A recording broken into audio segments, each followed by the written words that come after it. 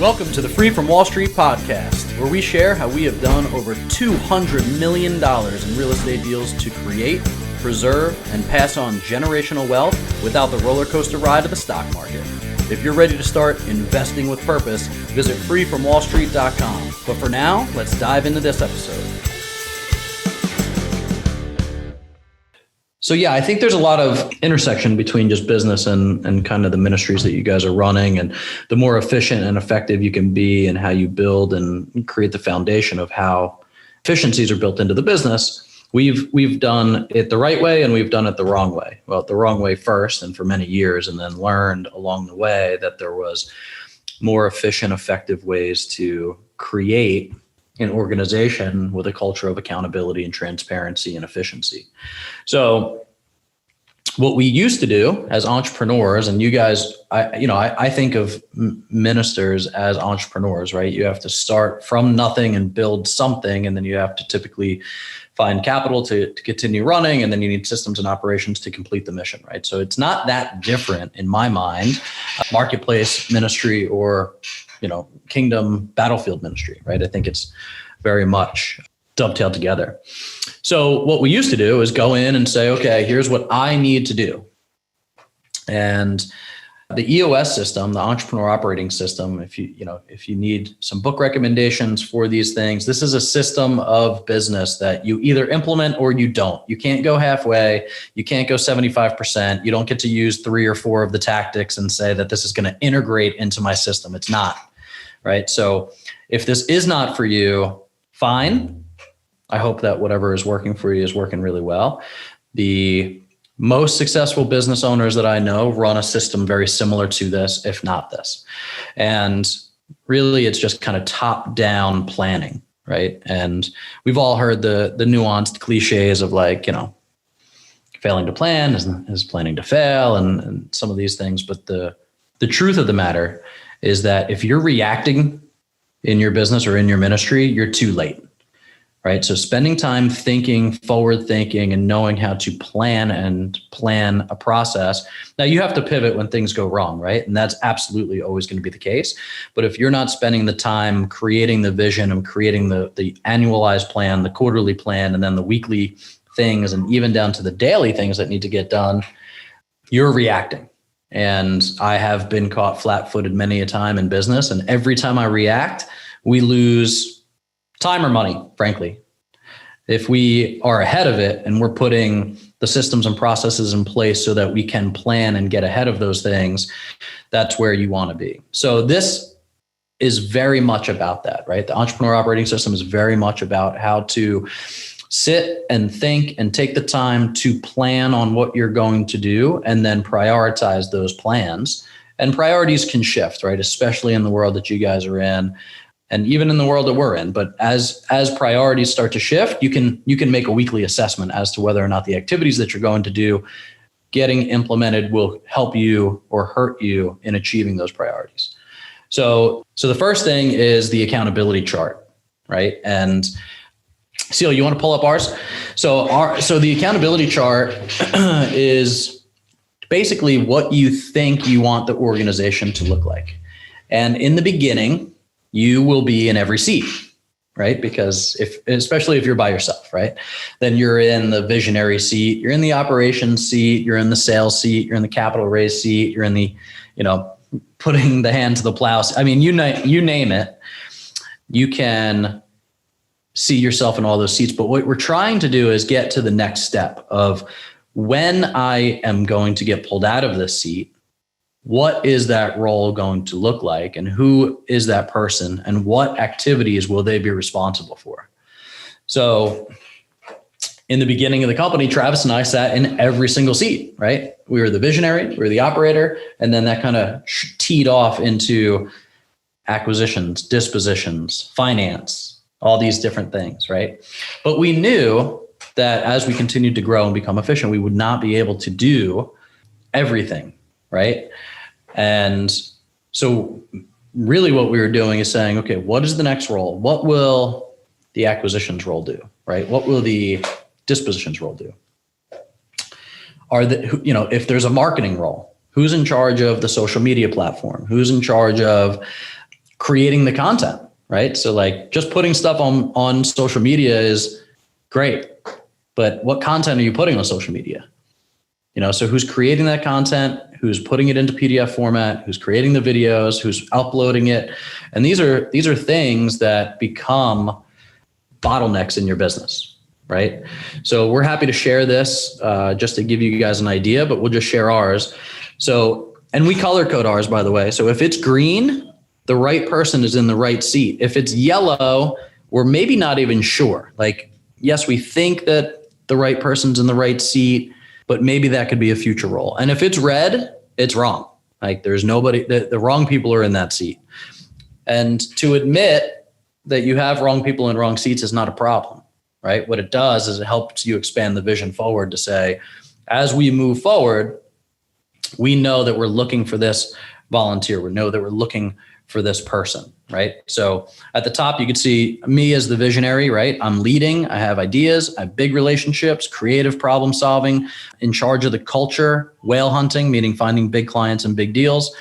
I lead more on emotion, and I deal with town halls, meaning on a monthly basis or a biweekly basis, I'll get in front of the team and give them a status report as to what's going on in the business. How are we looking financially? Are we on track or off track for our quarterly and annual goals? And then we'll do a little training exercise for everybody in the organization. And it's basically a rah-rah, like, let's go, right? And it just keeps the team fired up. And that's part of my role as the visionary. Travis he's a leader. He's on big relationships and creative problem solving too. He's more in research and development. He's more on logic.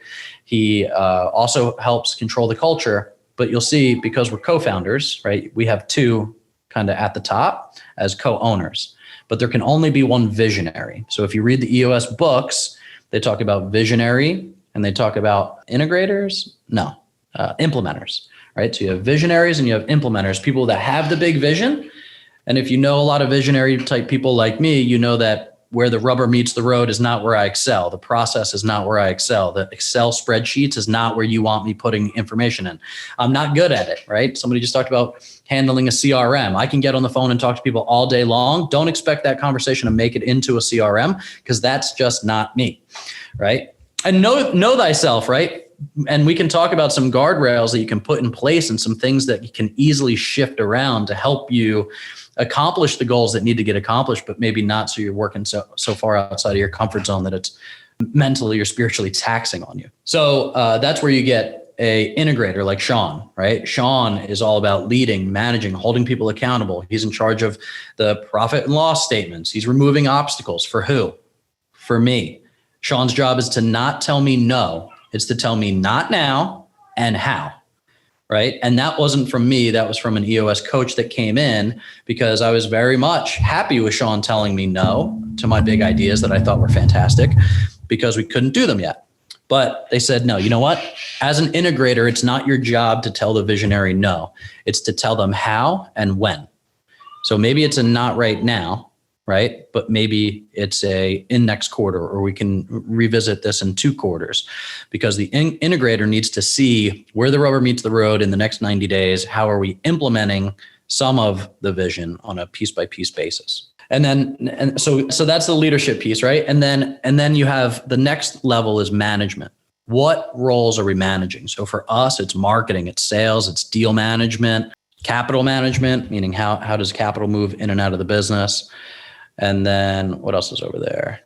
And then operations. Okay, so I'm not going to go through all of these. We're happy to send it out to you guys, but suffice it to say that in these management roles, there needs to be a person in charge of that. So even though so we've hired a salesperson recently who's now talking to all of our investors, right? And maybe you have somebody that's just in charge of fundraising, and that's their outward facing role. If and when that happens, they either need to be accountable for the entire sales process, or like you see me, I'm the manager of that. Below this, and this hasn't been updated, this is probably not the most recent one, but now that we have somebody in place, the lead capture, the investor follow-up, sales presentations, and networking are basically all green now, because we put the right person in the right seat. But I am still accountable for everything that they do, because I'm the sales manager, right? So one of the best things we've ever learned is that if you have 2 people accountable, nobody's accountable. right? So even if you don't like the fact that you have to relinquish it to somebody else to be accountable for that role, right? It still should always come to you from a managerial perspective, but somebody needs to be responsible. If you're not comfortable with them being responsible for it, you need to take responsibility to be responsible for it. And then you need some systems and processes to follow up with what they're doing on a week by week basis and saying, yes, that is getting us closer to our goal, or no, it's not getting us closer to the goal. So that's kind of how we create these trees. And then you'll see, just because I'm in charge of sales doesn't mean that I'm doing everything in those roles, right? Sometimes Celia is doing some of these things. Sometimes Justine is doing some of these things, and that's okay, right? But I'm ultimately where the buck stops, right? So if that's my lane, I'm the one that's in charge of everything that happens underneath me. Cool. I'll give it a second right there. Do you guys have any questions so far about how we're organizing some of these things, and is it helpful? Yep, good. I'm seeing nods. Okay. Stephen mentioned as well, like know thyself, right? Right people, right seat. A really great tool. Some of you may be familiar with it. It's Culture Index, and I'll pop it into the chat as well. So you can take what would you say? It's a mixture between a personality test and a cognitive. Yeah. So Culture Index is, if you guys have done DISC tests in the past, right? DISC. So DISC tests give you about 65% on average of what a person's personality makeup is, right? So not bad, not great. Culture Index has actually been analyzed so much that the Department of Labor will actually allow you to hire and fire on it because it's like 96% accurate. So like it is accurate. Now, as believers, I don't believe that is a foundational thing that can't be changed. So I go back and forth with my cultural index coach about this a lot, because he's like, well, this is just it, right? You can't change the stripes. You can't change the zebra stripes. And I believe that's true to an extent, right? But as believers, we'd be remiss to say that that's not true, because if you've been saved, you've been changed. So, I think that change can come. For me, I look at it as a good tool, as a baseline, right? So before, when you heard me saying things like, I'm not the process-oriented guy. If you look at my culture index, I'm like off the charts with this. I'm in the less than 1% of the world of rule following and following process, which, to some of you very high detailed people will sound terrible and scary. And what are you doing in business? But the other side of that is, because I have no rules associated with how I think, I'm not confined by a box of how traditional businesses get run, or, so it's very creative. It also can crash into the wall from time to time. So that's why you need a balance within your business, right?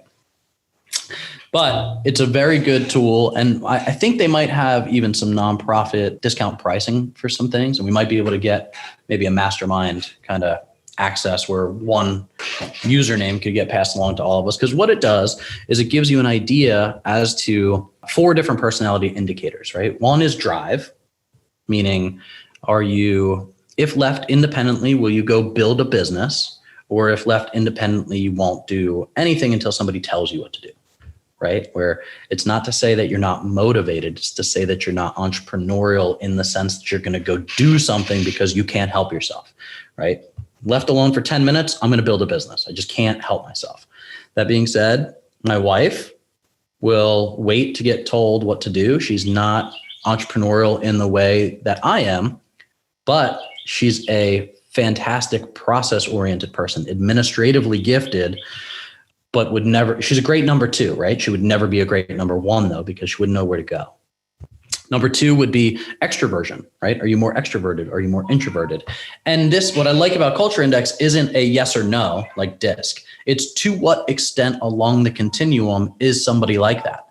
And all it means is that the further away from kind of the median line that you go when you test out for these things, is the harder it is for you to cross that line. And it's tiring for your brain, right? So it's not to say that I can't fill out an Excel spreadsheet. As a business owner, I obviously have had to, but it's taxing for me, right? At the end of the day, I'm more mentally tired when I have to do stuff like that than if I just have to go to a party and talk to a bunch of people about what it is that we do. So you have these different things. And then you have like urgency, like how fast do things need to get done within the business? Well, there's some roles in your business that you want people to be extremely urgent. Salespeople, capital raisers, people that need to go get on the phone and hammer all of your prospects. You want them to be urgent. You want them to get on the phone, hang up, and call somebody else. You don't want your CFO to be that, right? You want them to be slower, more methodical, looking at the numbers, making sure they're not rushing through things. So there's benefits to all of these things, but it's just getting an idea. So we structure and have moved people around. So the right people, right seats piece of this is, what if they fit your culture? What if they fit your belief system? What if they have a heart behind exactly what you need, but they're not in the right seat on the bus, right? And this is a Jim Collins kind of quote where it's like, you need the right people on the right bus, but then you need the right people in the right seats. Right. So a salesperson sitting in a role that's just doing admin is the wrong person, wrong seat. So this is why we do these quarterly objectives. One of the EOS things that we do, which is very cool, is literally like GWC, right? And that's in the book. And it's, do they get it? Do they want it? Do they have the capacity for it? So every quarter, we literally sit in a room together and we are extremely transparent about this. Are each of your people in the right seats? And we don't let you vote, right? So let's assume we are all in one business, okay? We will hand these out. We'll literally write on a big whiteboard, Stephen, GWC, right? Plus, minus, or minus. And everybody in the room gets a vote. And I don't get to talk during it. At the end of the voting, if somebody says that I don't get it or I don't want it or they don't think I have the capacity for it, I get to ask them a question as to how they think that, why they think that, and then we can decide what needs to get done. And so the first thing you need to know about EOS is it is uncomfortable. The most successful teams in the world, I believe, are extremely accountable and transparent. The Navy SEALs don't come back and say, hey, you kind of blew it. Like, remember when you were defusing that bomb and like you kind of pushed me in the way of it? Like, that wasn't cool. Like, they don't have the opportunity to be nice about this stuff, right? Like, this is life and death for them. So when they come back from a mission and debrief, if you don't get it, you don't want it, and you don't have the capacity for it, they tell you, right? And it's not to say that they're kicking you off the team. It's to say they need to find another role for you in the team because you're not going to work, right? And that not working could get somebody killed. And here, you're going to waste time or money or effort or energy, and depending on what you do, could also get somebody killed. So just important transparency. And we do this every 90 days. So every 90 days, we have these extremely uncomfortable conversations about if we adhere to the core values, right? And everybody votes on that. Yes, you adhere to the 5 core values. We vote on it. And then you get to say, how do you think I'm not if I don't? And then also, do you GWC it? Questions there? I think it's a great way to continually vet your team and, bring them through a process that's both self-discerning and also encouraging them to grow in their various roles and the gifts and talents that God's put in their life. So good stuff. Yeah. And here's the other piece of it, right? If you don't get your job, think about this from the employee perspective, right? If you don't get it, if you don't want it, and you don't have the capacity for it, how much are you loving coming to work? You're not, right? And it shows in your performance, but it also dictates your attitude and how you're moving through life. So if you don't get it, want it, so it's as much of a, hey, and we did this at our last quarterly. I was like, I don't want it. I get it and I have capacity for it, but I don't want it. And that's good because that's healthy, because if I'm doing things that I don't want to do, I'm not going to be doing them well. So yeah, so that to me is a big deal. And like how you analyze those things and go through it continually, I think is very helpful. Is that it, Seal, on people? For people analyzer, yeah, GWC. And I can give you guys a testimony of that. Like Steven's like, oh, it's really uncomfortable. For me, I love it because it gives us a chance and opportunity to open up, and I'm not as extroverted as Steven. So it's good to, communicate that during these quarterly meetings. But also it gets, gives me a chance to, like how Stephen had said, like, hey, you want to know what? And I'll show you guys the chart too. Like, I'm good at it, but I really don't like doing this. So it creates a platform to voice, like, these are the items that, if I could delegate, this is what I'd like to delegate. So just opens up the conversation for your team. Found it very helpful. Yeah, and we've had to think a little bit abstractly about how to conquer some of these things without hiring a full-time employee, right? So when I was out buying houses, right, years ago, and I had to go out and meet the client face-to-face, right, I wasn't the guy to write all the details of that meeting into the CRM. So we use an app called Voxer, which is basically a little walkie-talkie, and I would walk out and I would Voxer either Celia or a virtual assistant that I was paying a very nominal rate to per hour and say, okay, so we just met with Mr. Johnson. He's been, his wife of 30 years just passed. He needs to sell this because he's moving to Florida with his kids. And this is the timeline. And here's some of the issues and blah, blah, blah. And guess what? In 2 minutes, I explained what happened in that appointment and it made it into the CRM without me, who's not good at it, touching it. So there's little things as you start to recognize like where your strengths are and where your weaknesses are to create some guardrails for yourself so that you can insulate those things from getting lost, but still get done. And then, delegate and elevate. We have all of our people do this stuff. So like of what you're doing, what do you love and you're great at? What do you like and you're good at? What do you don't like, but you're good at? And what do you don't like and not good at? And as an owner, my first thing to look at is that bottom right. How do I get rid of this stuff? Right? Because it's creating mental drag on that employee. It's creating some level of discomfort. And sometimes it might not be able to be done, right? But I want them to recognize like, hey, I see the stuff that you don't like. And over the next quarter or over the next year, we're going to work towards making this get off your plate. Right. So I need you to figure out how you're going to delegate this and who you should be delegating it to so that you're not doing the things that you're not good at and that you don't like. Because not only does that create drag on them, but it creates drag on the business or the ministry. So super, super helpful for us. Definitely. So we have a couple other PDFs sitting here. Like I said, I'll be sure to share this with you. I think this is pretty cool too. Is anyone using EOS right now for a level 10 meeting? Nope. So like I said, when we started this meeting, right, you either do or don't do EOS. So if this sounds like something that makes sense and you want to explore it, you can go to eosworldwide.com. The books are Traction. What's the other book? Rocket Fuel. So they'll give you a good idea of how this stuff gets run, right? And if you decide to implement it, you can self-implement. We started to do that too. Oh, there you go. Bethany's got Traction. So it also gives you a meeting cadence of like, when are you doing the meetings and what are these meetings supposed to be and how are they supposed to get run? And the L10 meeting, the level 10 meeting is the most important thing that we do in our business.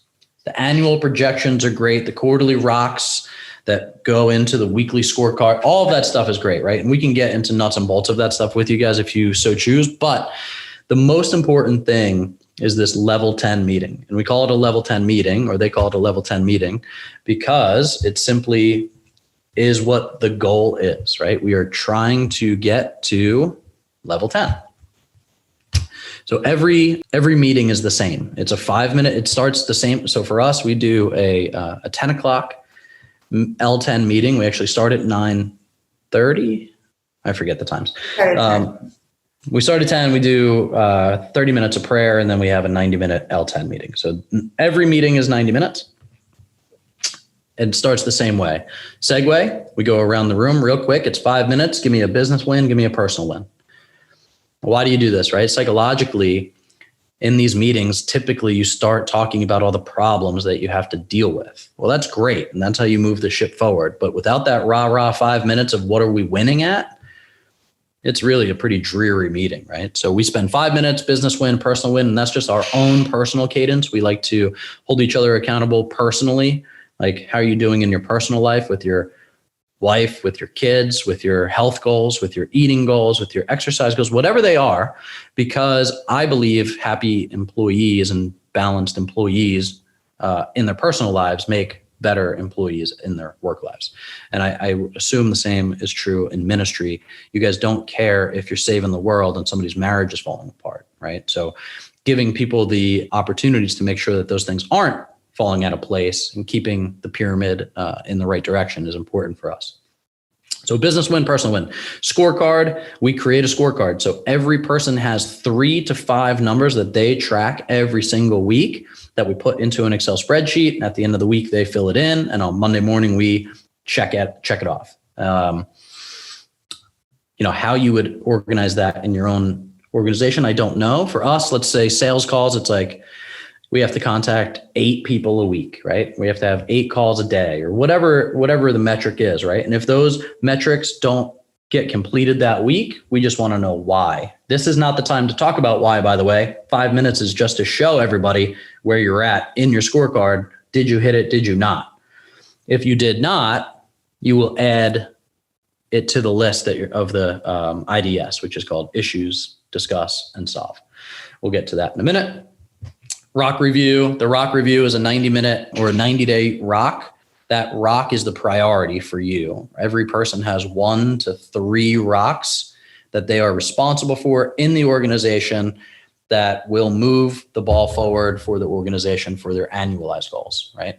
Maybe that's raising a certain amount of capital. Maybe that's touching a certain number of people. Maybe that is, outbound calls, whatever it might be, is that one person is responsible for 1 to 3 rocks that will take 90 days. And usually you do 3 to 6 milestones within that rock per person to know if you're on track, right? If you have a 90-day rock, every 2 weeks, you should be checking in and making sure that you're on track for those things. You don't want to find out that somebody's off track on a rock on day 89, right? Because you can't help them then.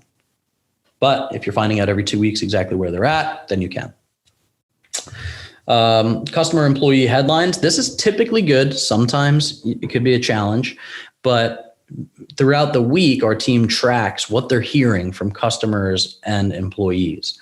So what are we hearing from our supporters? What are we hearing from people in the field, right? And sometimes that's like praise reports. And sometimes that is, this is where you guys drop the ball and I don't like it. And sometimes that is, I wish that this process wasn't done this way. Like whatever that stuff is gets captured in employee headlines. We'll go through all of it, customer employee headlines. We'll go through all of it and it either gets put into an issue or it's just something that we say, okay, cool. We heard that got said. To-do list, we track everything in Asana. So all of our to-dos collectively as a team are all put there. So we know, like I know everything that Celia has to do this week. She knows everything that I have to do. Not that we're going in and checking on each other, but it's helpful because at the end of the week, we're just saying, here's all the stuff that I got done. If a task is supposed to be done on Thursday and on Friday, it's red, guess what? That's right, accountability. We all call each other out on it. Why is that task red? No red tasks in this organization. And if it is red and there's a reason, let's put it on the issues list so we can discuss it and solve it so it never happens again. We're going to have a visitor in a minute. Come on in. And then IDS, issue, discuss, solve. This is the crux of the level 10 meeting. This is where it all comes out, right? This is where everything comes to a head and no stone is left unturned. Now, hardest part of this that I don't believe happens in many other organizations is naming the issue, right? Telling everybody what it is. So naming an issue, right? And actually calling out what that issue is. Here's the hardest part. In the first week that you start implementing this, you'll say like, here's a problem. Good. Why is it a problem? That next level will give you a deeper understanding as to why it's a problem. Who is it a problem with? Who was the root of the problem? What is the root of the problem? Now we're getting to the issue, right? Again, you have to create that transparency and accountability within the team for you to effectively have IDS work.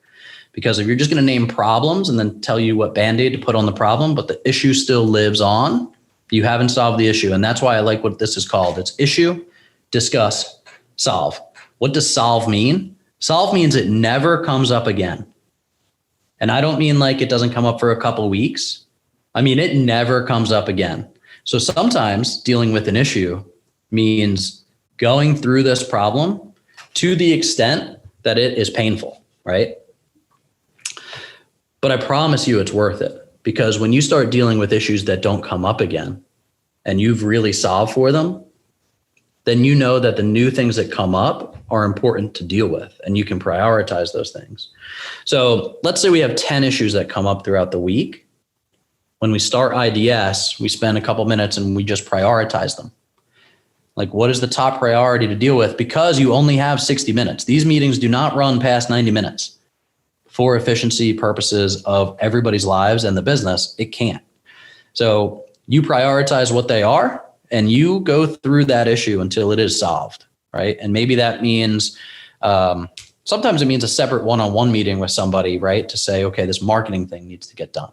But a solution is always had to where it doesn't end up on the issues list again next week. And this is a tough process, right, Seal? I mean, the first couple of weeks, it's hard because you're really pushing on making sure that you've rooted out the real problem. And it gets easier over time. Now we call things out and we're just like, okay, well, we're still waiting on this because of this person. So that, we're in the process of firing a third-party attorney right now who's been dragging something out for 9 weeks. 4 weeks ago, we decided, well, once this project is over, he's fired, right? So we've solved that problem and it won't come back. And that's not the way we like to solve problems, but sometimes you have to, right? Because it's now creating a drag on the organization. And I always think of what Nehemiah says, right? Like, no, I will not come down. I have an important work to do. I can't come down and talk to you. If anybody else externally is creating a drag on our organization's like purpose, you can't work with us.